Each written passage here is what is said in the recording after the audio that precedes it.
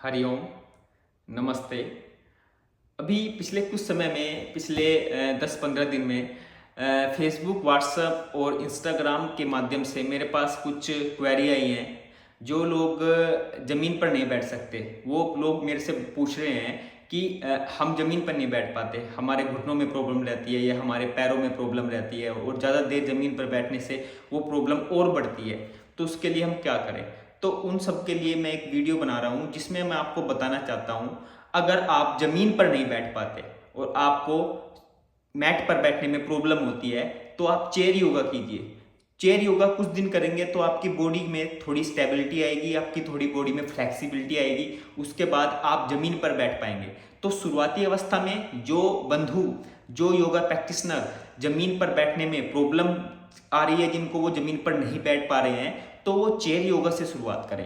Chair yoga से शुरुआत करें और चेयर योगा से शुरुआत करने के बाद आपके पैर, आपकी लेग्स थोड़ा रिलीफ महसूस करेंगी।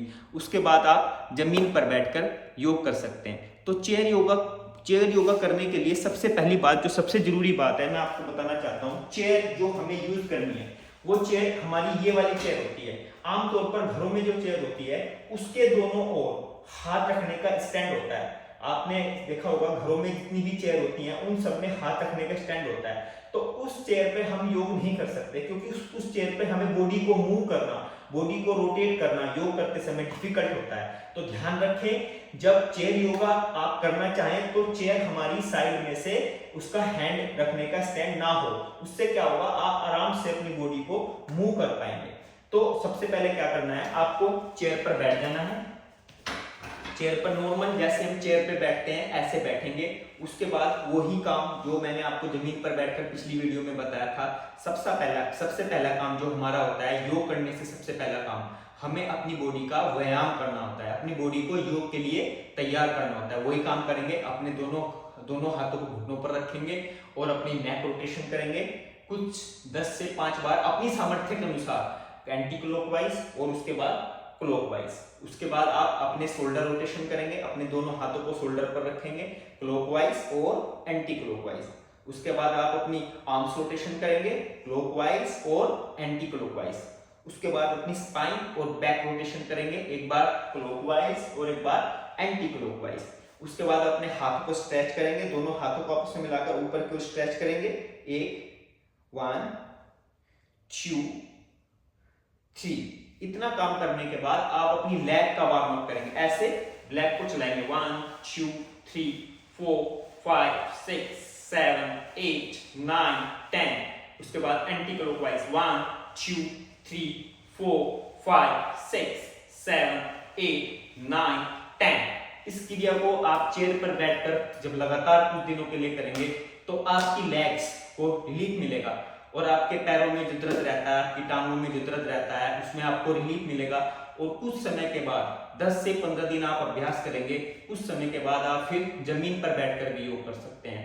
तो शुरुआती अवस्था में आप चेयर पर बैठकर योग कीजिए और चेयर पर बैठकर योग करने के बाद जब आपकी बॉडी की कैपेसिटी थोड़ी बढ़ जाए और आपकी बॉडी रेस्पॉन्ड करना शुरू कर दे, आपकी बॉडी आपके साथ सपोर्ट करना शुरू कर दे, क्योंकि शुरुआत में क्या होगा, जब आप योग करना शुरू करेंगे तो आपकी बॉडी को कष्ट होगा। कष्ट क्या होगा, जैसे हम शुरू में रेस करते हैं, मतलब दौड़ना शुरू करते हैं या शुरू में हम जिम करना शुरू करते हैं, तो 2 4 5 दिन हमारी बॉडी उस चीज के लिए तैयार नहीं रहती है, हमारी बॉडी पेन करती है। ऐसा योगा में भी होगा, क्योंकि जो आपकी बॉडी अभी बंद है, जुड़ी हुई है, योगा क्या करता है, आपकी बॉडी को फ्लेक्सिबल करता है। और फ्लेक्सिबल करने के लिए क्या होता है कि हम योगा पोस्चर करते हैं तो हमारी बॉडी धीरे धीरे ओपन होती है, बॉडी धीरे धीरे खुलती है। तो शुरुआत में आपको थोड़ा कष्ट होगा, लेकिन 2 4 5 10 दिन प्रैक्टिस करने के बाद हर बॉडी की कैपेसिटी अलग होती है, उसी कैपेसिटी के अकॉर्डिंग 2 4 5 दिन 10 दिन प्रैक्टिस करने के बाद आपकी बॉडी योग करने के लिए तैयार हो जाएगी। अब मैं चेयर, ये तो सिंपल पोस्चर थे जो शुरुआत में आपको करने। उसके बाद अगर आपका शरीर और ज्यादा तैयार है योग करने के लिए, आपको लग रहा है कि मेरे शरीर में, देखिए योग का सबसे बड़ा नियम, अपनी बॉडी को फोर्स नहीं करना है। योग का पतंजलि योग सूत्र में एक सूत्र है, स्थिर सुख आसनम। योग आसन का मतलब ये नहीं है कि आप अपनी बॉडी को फोर्स करें, आप अपनी बॉडी को अननेसेसरी प्रेशर डालें। जितनी आपकी शरीर में सामर्थ्य है उसी के अकॉर्डिंग आपको योग करना है। आपको लग रहा है कि आपका शरीर इस योग आसन को करने के लिए तैयार है तो आप योग आसन करें। अगर आपको नहीं लग रहा है कि आपका योग शरीर तैयार नहीं है तो आप ना करें। उसके बाद अपने दोनों पैरों को आपस में ऐसे मिलाएंगे, दोनों पंजों को आपस में ऐसे मिलाएंगे और दोनों हाथों को आपस में मिलाएंगे। अब थोड़ा सा हम अपना स्पाइन रोटेशन करेंगे। वो कैसे करेंगे? ऐसे हम जमीन पर बैठकर भी करते हैं।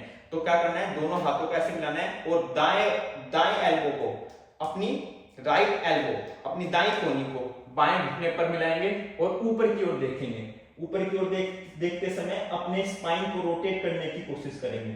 उसके बाद ऐसे ये क्रिया हम बाईं ओर करेंगे, मतलब बाएं कोहनी को दाएं घुटने पर मिलाएंगे और ऐसे ऊपर की ओर देखने की कोशिश करेंगे। इससे क्या होगा, हमारा थोड़ा सा बैक में फ्लेक्सिबिलिटी आएगी।